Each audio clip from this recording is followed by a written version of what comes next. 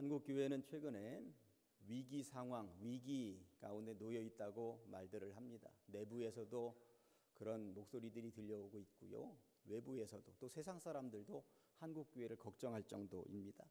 각 교단마다 성도의 수가 줄어들고 있습니다.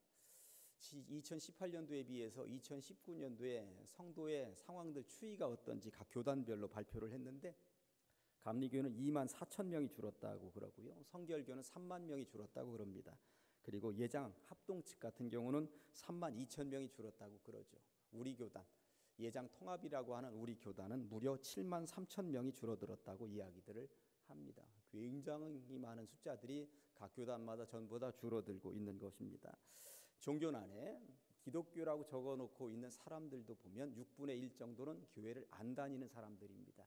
다만 부모님이 믿었고 어릴 때 다녔기 때문에 종교란에 무교라고 쓰자니 그렇고 그래서 그냥 기독교라고 적어놓는 사람들이 6분의 1 정도 된다고 그럽니다. 그러니 우리 기독교인이라고 숫자라고 적어놓은 사람들 가운데 6분의 1 정도는 허수이구나 하는 것을 알 수 있습니다. 그런 사람들을 일컬어서 교회에 안 나간다 그래서 가난한 교인이라고도 보통 일컫고 있습니다. 저출산의 영향으로 인해서 전국에 유치부나 아동부가 자꾸만 교회마다 사라지고 있다는 소식들이 들려오고 있고요. 고령화의 영향으로 인해서 아이들은 많이 없는데 어른들의 숫자는 점점 많아지고 있는 그러한 역삼각형의 교회 형태가 계속되고 있다는 이야기들을 합니다. 그러다 보니 교회 성도수가 줄고 있으니 헌금이 줄고 있는 것이고요. 헌금이 줄고 있다 보니 누가 직격탄을 맞고 있느냐 하면은 농어촌 교회 그리고 미자립교회 해외 선교사들이 직격탄을 맞고 있습니다. 아무래도 외부로 지출하는 선교비들도 줄어들 수밖에 없다라고 하는 것입니다. 과연 한국 교회에 소망이 있는가? 이런 이야기들이 요즘 들어서 자꾸만 회자되고 있는 것은 사실입니다. 우리 가장제일교회는 미래가 소망 있는 교회라고 하는 자랑거리를 내세우고 있긴 합니다만 우리 교회라고 하여서 미래에 소망이 있는가? 그 이야기를 오늘 해보려고 합니다. 오늘 본문을 통해서 그 해답을 한번 찾아가 보도록 하시겠습니다. 오늘 본문은 우리에게 매우 익숙하죠. 8절 말씀 너무나도 익숙한데 다 같이 한 목소리로 읽어보실까요? 시작. 오직 성령이 너희에게 임하시면 너희가 권능을 받고 예루살렘과 온 유대와 사마리아와 땅끝까지 이르러 내 증인이 되리라 하시니라. 아멘. 지금 우리가 다 같이 읽은 이 말씀은 예수님께서 부활하셨고 그리고 40일 동안 이 땅에 머무르셨다가 승천하시게 되는데 승천하시기 직전에 마지막으로 제자들에게 남기신 말씀입니다. 그러니 예수님의 이 마지막 부탁 말씀, 지상명령이 얼마나 의미가 있는 말씀이겠습니까? 당신은 떠나십니다. 그런데 떠나시지만 성령을 보내주시겠다라고 하는 것입니다. 성령을 보내주시면 성도들이 성령을 체험하게 되는데 성령을 체험하게 되면 세 가지 능력을 받게 된다고 하는 것이죠. 첫째는 권능을 받게 될 것이라고 하는 것이고 둘째는 땅끝까지도 가게 될 것이라고 하는 것이고 세 번째는 증인이 될 것이라고 말씀하고 있는 것이죠. 이 세 가지를 이제 차례대로 살펴보도록 하시겠습니다. 미래의 소망과 연결시켜서 살펴볼진데 성령을 체험하고 나면 첫째 권능을 받게 된다고 분명히 말씀하고 있습니다. 권력의 계절이 돌아왔어요. 요즘 이리저리 명함 돌리고 다니는 사람들이 많이 있습니다. 내년도 4월이면 국회의원 선거가 있기 때문에 그렇습니다. 많은 사람들이 국회의 권력에 욕심을 내는 계절이 온 것입니다. 권력이라고 하는 말을 국어사전에서 찾아보면 남을 자신의 뜻대로 움직이거나 지배할 수 있는 공인된 힘이라고 되어 있습니다. 그래서 권력을 일컬어서 공권력이라고도 말을 하는 것이죠. 공적으로 주어진 힘, 이것을 얻기 위해서 많은 사람들이 애를 쓰는 것입니다. 아무튼 공적으로 주어진 힘이라니 이게 얼마나 매력적입니까? 권력을 휘두르도록 나라가 월급 주면서 그거 휘둘러도 된다라고 이렇게 인정이 되어지는 것이니 이만한 매력이 없습니다. 그러니 너도 나도 그 공권력 한번 가지기 위해서 애쓰는 것 아니겠습니까? 그런데 이에 반해서 성경에는 권력이라는 말과 비슷한 듯 다른 단어들이 등장을 하고 있죠. 권위, 권세, 권능이라고 하는 단어들이 등장을 하는데 이 단어들은 주로 예수님과 연결이 되어 있는 것을 알 수 있습니다. 예수님과 연결시켜서 권력이라는 단어가 사용된 경우는 한 번도 없습니다. 비슷한 듯 다르게 예수님과 연결되어서는 권위, 권세, 권능이라는 단어가 따라다니고 있다고 하는 것을 우리들은 염두에 두시면서 성경을 읽으셔야 하는 것입니다. 마가복음 11장을 읽어보면 예수님께서 예루살렘 성에 들어가셔서 성전을 완전히 뒤집어 엎으셨습니다. 이 솔로몬이 이 성전을 지을 때만 해도 기도하는 집으로 예배하는 공간으로 만들어 놓았던 것인데 강도의 소굴이 되어 있는 것을 못마땅하게 여기셨던 예수님께서는 채찍을 드셨고 내리치셨고 상을 다 뒤집어 엎으셨다고 하는 것입니다. 이런 상황에 성전에서 한 권력하던 대제사장과 서기관들과 장로들이 예수님 앞으로 몰려왔습니다. 그리고는 묻습니다. 마가복음 11장 28절에 보니까 무슨 권위로 이런 일을 하느냐, 누가 이런 일 할 권위를 주었느냐, 이렇게 묻습니다. 너 도대체 무슨 권력으로 이러는 거야, 이렇게 묻지 않습니다. 여기서 말하는 권위라고 하는 말을 또 국어사전에서 찾아보면 다른 사람을 통솔하여 이끄는 힘이라고 되어 있습니다. 그러니까 권력이라고 하는 것은 뭔가 힘을 가지고 내 맘대로 쥐락펴락 하겠다라고 하는 공적인 힘인 것인데, 이 권위는 그것과는 다릅니다. 다른 사람들이 스스로 따라오도록 하는 그 무엇인가 기운, 이 리더십, 뭐 이러한 것들이 권위라고 할 수 있는 것 아니겠습니까? 예수님께 이 질문을 던진 사람들은 그 시대의 최고 종교 권력자들이었습니다. 제사장도, 서기관도, 장로들도 당시 예루살렘 성전에서 백성들을 오라 하면 백성들이 달려올 수밖에 없었고, 가라 하면 갈 수밖에 없었고, 불호령을 내리면 백성들이 따를 수밖에 없었고, 성전에 있었던 헌금을 자기들 마음대로 호의호식하며 지낼 수 있었던 그런 권력자들이었습니다. 그런데 그런 권력자들이 볼 때 예수님의 모습은 너무나도 자기들의 삶의 영역하고는 다른 거예요. 너무나도 신기했습니다. 저 예수가 가지고 있는 것이 권력은 아닌데, 그렇다면 뭐지? 사람들을 이끌고 통솔하는 저 신비로운 힘은 도대체 뭐냔 말이다. 어디서 나오는 거야? 이런 생각을 품고 있다가 예수님께 직접 물었다고 하는 것입니다. 이것이 바로 하늘로부터 주어지는 신비로운 힘 아니겠습니까? 총이나 칼로 위협하며 지배하는 세상의 그런 권력과는 다른 하늘의 기운, 이러한 것들, 이게 바로 예수님으로부터 펑펑 솟아나오고 있었다라고 하는 것이죠. 샘물처럼. 이것을 일컬어 성경에서는 권위라고도 얘기하고 권세라고도 얘기하고 권능이라고도 얘기하는 것입니다. 문장에 따라서 따로따로 쓰이고 있습니다만 다 똑같은 말입니다. 그렇다면 이 권위나 권세는 예수님만의 전유물일까요? 전혀 그렇지 않다고 성경이 말씀하고 있습니다. 주의 백성들에게도 이 능력이 주어진다고 성경은 분명히 말씀하고 있는데, 요한복음 1장 12절에 보니까 영접하는 자, 그 이름을 믿는 자들에게도 하나님의 자녀가 되는 무엇을 주셨다고? 권세를 주셨다고 성경은 분명히 말씀하고 있습니다. 예수님의 전유물은 아니었구나. 우리 성도들에게도 그런 능력을 주시는 것이구나. 어떻게 하면? 영접하면, 믿기만 하면 주어진다라고 말씀하고 있는 것이죠.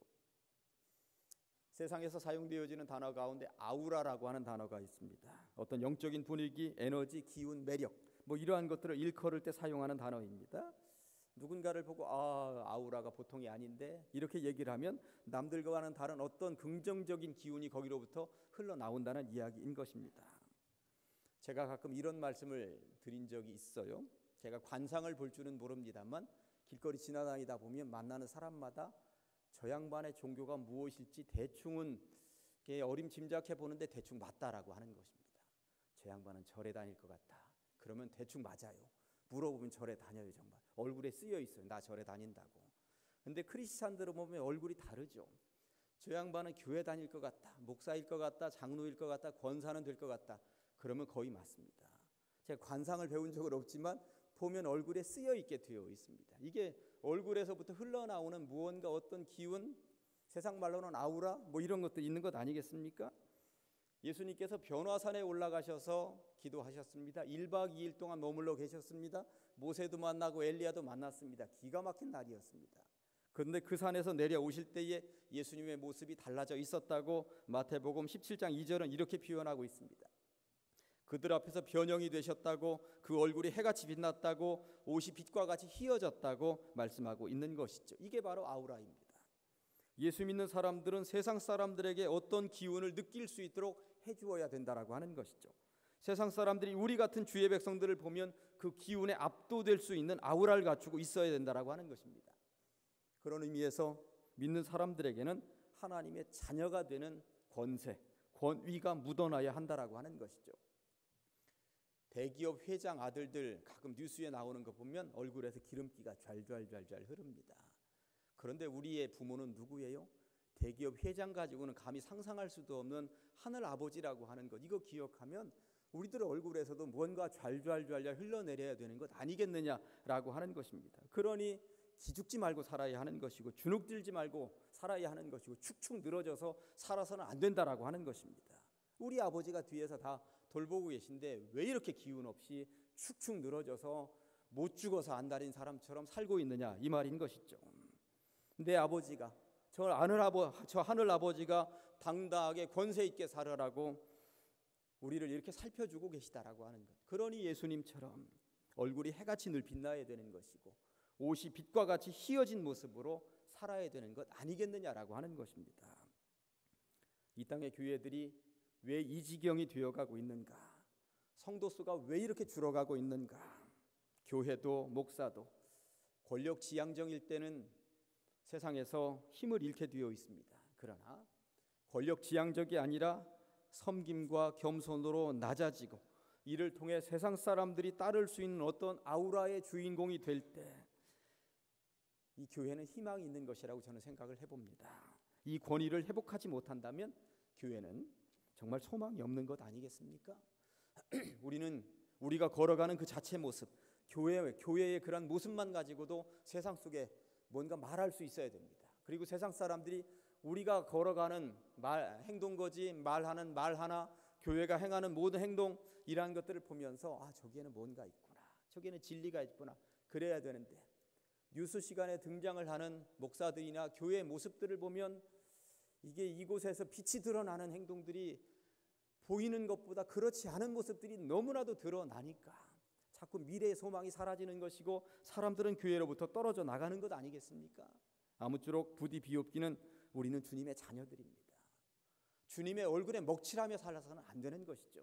그렇다면 주님 주신 그 놀라운 권위, 권세를 가지고 세상에 우리가 외면적으로 드러내서 보여주는 것이 있어야 된다라고 하는 것입니다. 아무쪼록 그렇게 미래가 소망 있는 교회의 모습을 우리의 얼굴로, 우리의 행동으로, 교회의 모습으로 세상 속에 드러내며 살아가는 성도들 다 되시기를 주님의 이름으로 간절히 축원합니다. 성령을 받게 되면 얻게 되는 두 번째, 첫째는 권능을 받게 된다고 말씀을 드렸고요. 둘째는 땅끝도 두렵지 않습니다. 우리나라의 땅끝은 전라남도 해남입니다. 더 이상은 발로 걸어서는 내디딜 수가 없는 것, 그곳을 땅끝이라고 하는 것입니다. 성경상에도 보면 땅끝이 있었습니다. 성경시대에는 구약이든 신약이든 지구가 그냥 평평하다 생각을 하고 있었죠. 그러다 보니까 그 시대의 땅끝은 유럽 땅 끄트머리 스페인 어디 바닷가 여기라고 생각을 하고 있었습니다. 오늘 본문은 성령을 받게 되면 예루살렘을 넘어서고 유대를 넘어서고 사마리아를 넘어서고 그리고 땅끝까지 가게 될 것이라고 말씀하고 있습니다. 그렇다면 오늘 본문이 말씀하고 있는 이 땅끝은 어디를 말하는 것일까요? 스페인 서쪽 바닷가 그 끄트머리 어딘가를 말하는 것일까요? 전혀 그렇지 않습니다. 전후 맥락을 살펴보면 전혀 지리적인 어느 지점을 말하는 것이 아니라는 것을 우리는 알 수가 있습니다. 예수님의 12제자 가운데 가장 먼저 순교를 당한 인물은 요한의 형제 야고보였습니다. 야고보. 그의 순교 장면이 사도행전 12장에 등장을 하는데 헤롯 왕에 의해서 죽어 나갔습니다. 너무나도 일찍 어린 나이에 헤롯 왕에 의해서 이렇게 죽어 나갔으니 정말 아깝죠. 예수님께서 말씀하신 지역명을 편하게 단계별로 1단계 예루살렘, 2단계 유대, 3단계 사마리아, 4단계 땅끝이라고 이렇게 볼 때에 이것을 그냥 문자적으로 그대로 받으면 너무나도 일찍 순교한 야고보는 주님의 지상명령이 있은 지 1년도 안 되어서 겨우 1단계 이 예루살렘에 머물러 있다가 죽어간 것입니다. 그렇다면 야고보는 성령을 받지 못했기 때문에 다음 단계로 넘어가지 못하고 땅끝은 관두고 그 이상 넘어가지 못한 것일까요? 성령을 받지 못해서 전혀 그렇지 않다는 것 우리가 알고 있습니다. 야고보도 분명히 성령을 체험했습니다. 뜨겁고도 뜨겁게 성령을 체험한 인물이 야고보였던 것입니다. 그러나 그는 그렇게 성령을 받았음에도 불구하고 예루살렘을 벗어나지 못하고 죽었습니다. 그렇다면 4단계는 관두고 2단계 유대 땅도 진입하지 못했으니 겨우 1단계에서 죽었으니 불충한 제자라고 말할 수 있는 것일까요? 그렇지 않다는 것이죠. 예루살렘은 야고보에게 있어서 땅끝이었구나. 이것을 알게 되는 것입니다. 사도들마다 땅끝이 달랐습니다. 마태복음을 남긴 마태는 에티오피아에서 복음을 증거하다가 창에 찔려 죽었습니다. 그러고 보니 마태는 에티오피아가 땅끝이었구나. 의심 많았던 도마는 동쪽 인도에까지 가서 인도에서 복음을 증거하다가 순교를 당했습니다. 그러고 보니 도마는 인도가 땅끝이었구나 하는 것을 알게 됩니다. 그렇다면 사도행전의 쌍두마차 베드로와 그 사도 바울은 어디가 땅끝이었을까요? 당연히 로마였습니다. 그들은 로마에서 순교를 당했기 때문에 그렇습니다. 그런 의미에서 예수님께서 말씀하신 땅끝은 스페인 서쪽 끄트머리 바닷가 어디 그 지점이 아니라고 하는 것입니다. 각자에게 허락하신 땅끝은 다르다고 하는 것이죠. 그렇다면 이 자리에 있는 여러분들에게 있어서 땅끝은 어디일까요? 지리적인 개념으로만 보면 어디 해남 바닷가 거기 가서 우리들은 죽어야 할 것 같은데 지리적인 개념이 아니라고 말씀을 드렸습니다. 어떤 분은 세상을 떠나는 날까지 대전을 벗어나지 못하고 떠날 수도 있습니다. 누군가는 중국이나 동남아시아 어딘가에서 복음을 전하다가 주님의 부름을 받을 수도 있겠죠. 그런 분에게는 그 나라가 땅끝일 것입니다. 이런 찬양이 있습니다. 주께서 주신 동산에 땀 흘리며 씨를 뿌리며 내 모든 삶을 드리리. 날 사랑하시는 내 주님께 비바람 앞을 가리고 내 육체는 쇠잔해져도 내 모든 삶을 드리리. 내 사모하는 내 주님께 땅끝에서 주님을 맞으리. 주께 드릴 열매 가득 안고 땅끝에서 주님을 배우리. 주께 드릴 노래 가득 안고 땅의 모든 끝 찬양하라. 주님 오실 길 예비하라. 땅의 모든 끝에서 주님을 찬양하라. 영광의 주님 곧 오시리라 라고 하는 이 찬양이 설교를 준비를 하면서 제 마음을 울리는 거예요. 땅끝에서 주님 앞에 열매를 가득 안고 노래 부르면서 뭔가 드려야 할진데 그렇다면 내가 마지막까지 이르러야 하는 땅끝은 어디일까? 나로 하여금 어디까지 어떤 사명을 부여하시고 가라고 말씀하고 계실까? 내 인생의 땅끝은 어디일까? 이런 생각을 하면서 소망 한 자락 가지고 저는 설교를 준비를 해보았습니다. 여러분들의 땅끝은 어디일까요? 그런데 많은 성도들이 땅끝까지 가는 것을 두려워합니다. 주님으로부터 부름받아 나선 것은 참 감사하고 고마운 일인데 아골골짝 빈들에는 되도록 가지 않았으면 좋겠다는 생각을 예루살렘에 그냥 있으면 좋겠어요? 그냥 기꺼이 그 울타리 조금 넘어 유대 지역 정도까지만 가면 안 될까요? 이런 경우들이 있다라고 하는 것입니다. 내년도 봉사 신청서를 받았어요. 많은 분들이 땅끝에 서겠다고 말씀해 주셔서 얼마나 감사한지 모르겠습니다. 구역을 조정하면서 부구역자들이 정말 진땀을 흘렸던 모양입니다. 어떤 경우 설득도 하고 어떤 경우 찾아가기도 하고 제가 볼 때 우리 교회에서는 구역장이든 구역 총무자리가 가장 땅끝이 아니겠는가. 그래서 그렇게들 가기 싫어하는 것 아니겠는가 하는 생각도 해보았습니다. 너무나도 많은 분들이 못 가겠다고 거기는 내 자리 아닌 것 같다고 나는 그냥 여기 유대에 머물러 있으면 안 되겠냐고 그냥 여기 예루살렘이나 유대에 그냥 머물러 있게 해달라고 많은 분들이 그러셨던 모양입니다. 그럼에도 불구하고 땅끝에 서겠다고 말씀해 주신 분들에게 제가 감사합니다. 들을 기 있는 자들은 들을지어다 하라 하시면 거기가 내 자리인 줄 알고 가겠습니다가 많은 교회라면 그 교회는 미래가 소망 있는 교회입니다. 그렇지 않습니까? 그런데 못 가겠다는 사람들로 가득 차 있는 교회는 소망이 없는 것이죠. 그냥 저 예루살렘에 있게 해주세요. 그냥 유대까지만 가면 안 될까요? 사마리아도 나는 너무 멀어요. 땅끝은 언감생심 저에게는 생각도 못하는 땅입니다. 거기까지는 못 가겠습니다. 그러는 교회는 사실 소망이 없는 교회라고 저는 생각을 해봅니다. 성령을 받으면 뭐가 두렵겠습니까? 권능을 받고 하나님이 주시는 권능을 받고 땅끝도 두렵지 않은 것 아니겠습니까? 세 번째, 성령을 받으면 증인이 될 것입니다. 증인이. 성령을 받게 되면 마지막으로 증인이 될 것이라고 말씀하고 있는데, 이 증인도 뭐 다 아시겠습니다만 국어사전에서 찾아보았더니 소송 당사자는 아니지만 법원이나 법관의 신문에 대하여 자기가 듣고 본 사실을 진술하는 사람이라고 얘기하고 있습니다. 듣고 본 것을 진술하는 사람. 그런 의미에서 이 증인은 법정 용어인데 두 가지 충족 요건을 갖추어야 증인의 요건이 되는 거예요. 첫째는 보고 들은 것이 있어야 됩니다. 보거나 들은 것이 하나도 없는데 내가 증인하겠다고 그러면 그건 가짜입니다. 본 것도 없고 들은 것도 없는데 어떻게 증인이 되겠습니까? 우리가 증인 되려면 이 교회에 와서 뭔가 체험한 것이 있어야 증인이 될 수 있는 것이지, 체험하지도 않고 증인이 된다, 이거 말이 안 되는 것이죠. 두 번째는 법정에 섰을 때 증인은 진실만을 말해야 됩니다. 선서도 하게 됩니다.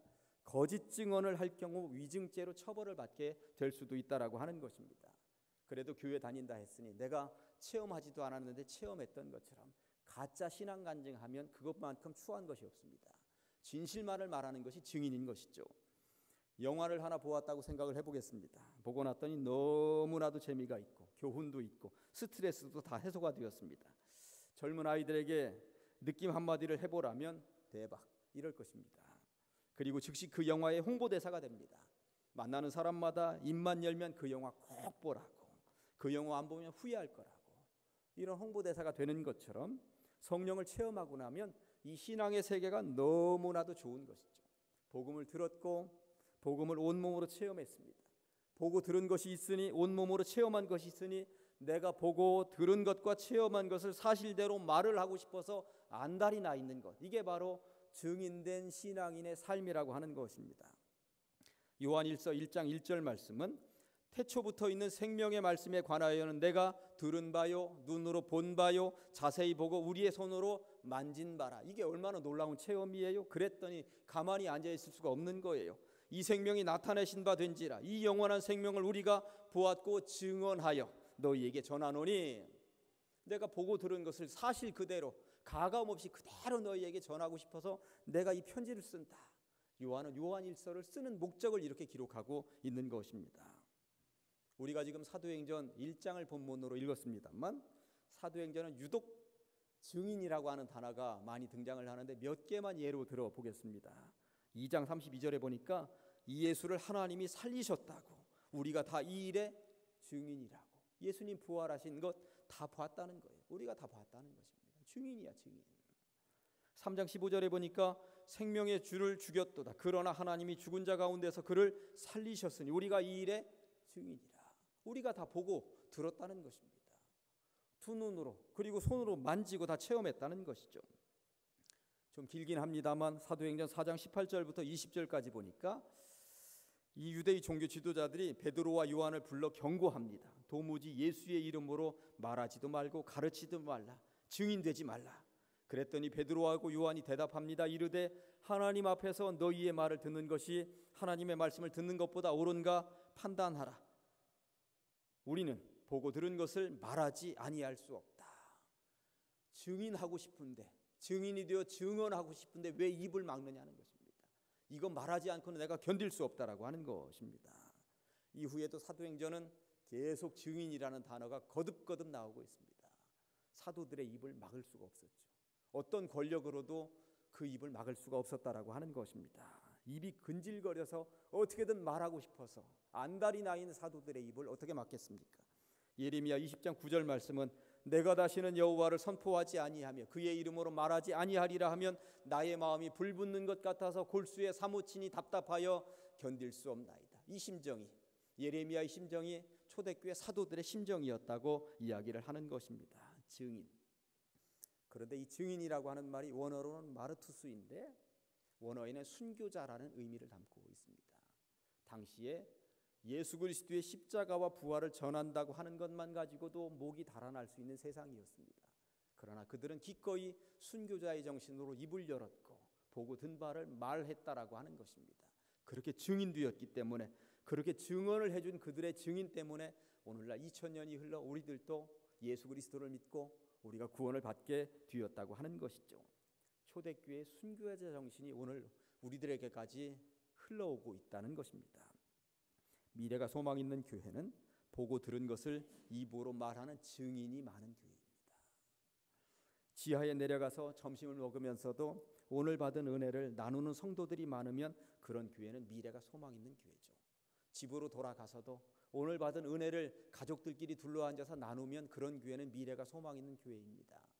내일 직장에 가서 그리고 이웃들에게 주일에 받은 은혜를 성도들끼리 외부에다가 그렇게 나누고 그러면 그 교회는 정말 미래가 소망 있는 교회입니다.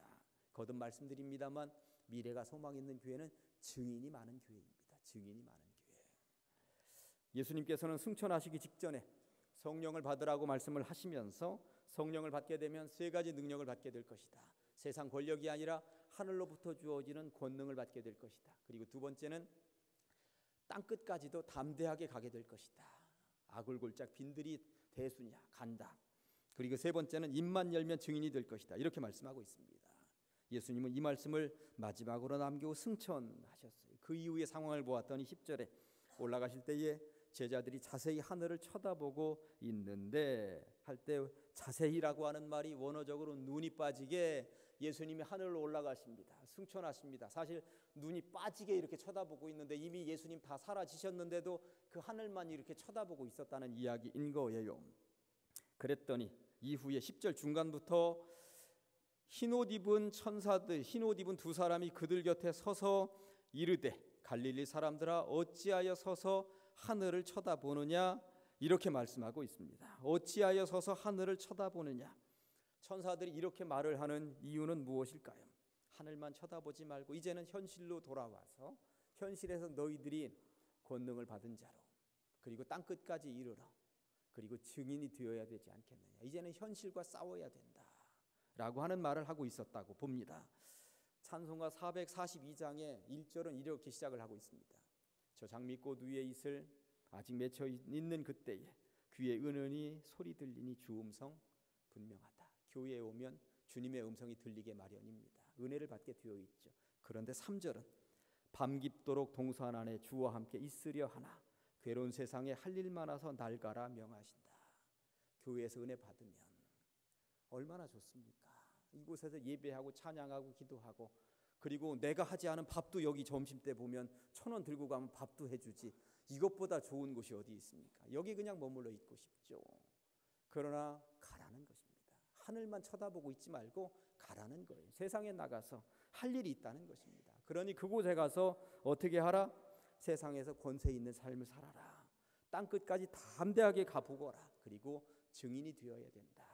가야지. 이 이야기를 말씀하고 있는 것이죠. 이제 정리합니다. 예수님께서는 부활하셨고 승천하셨습니다. 승천하시면서 이 땅에 이제 성령을 남겨놓으시겠다고 성령을 체험하라고 말씀하셨습니다. 그리고 성령을 체험하게 되면 얻게 되는 것 세 가지. 세상의 권력이 아니라 주님 주시는 권능의 모습을 세상에 보여주면서 살아가야 된다고. 두 번째, 나에게 가라 명하시는 땅끝까지 두려움 없이 나가야 된다고. 그리고 세 번째, 순교자의 정신으로 받은 은혜를 전하는 증인된 삶을 살아가야 된다고. 이런 교회가 미래가 소망 있는 교회가 되는 줄로 믿습니다. 기도하십니다. 하나님 아버지, 주님의 은혜를 감사합니다. 하나님께서 우리를 얼마나 사랑하시는지 깨닫게 하여 주시고 예수님을 구주로 믿게 하시며 미래가 소망 있는 교회를 함께 꿈꾸게 하시니 감사합니다. 세상이 주는 권력의 모습이 아니라 하늘 아버지로부터 주어지는 권능 권세의 모습으로 살아가게 하여 주시옵소서. 나에게 주어진 명령이라면 예루살렘과 유대와 사마리아를 뛰어넘어서 땅끝까지 두려움 없이 나갈 수 있는 성도들 다 되게 하여 주시옵소서. 순교자의 정신으로 받은 은혜를 전하는 증인된 삶을 살아가게 하여 주시옵소서. 그리함으로 미래가 소망 있는 교회가 구호에 그치는 것이 아니라 이끌어갈 수 있는 이 시대를 앞장서가는 교회가 될 수 있도록 주님 이끌어 주시옵소서. 예수님의 이름으로 기도합니다. 아멘.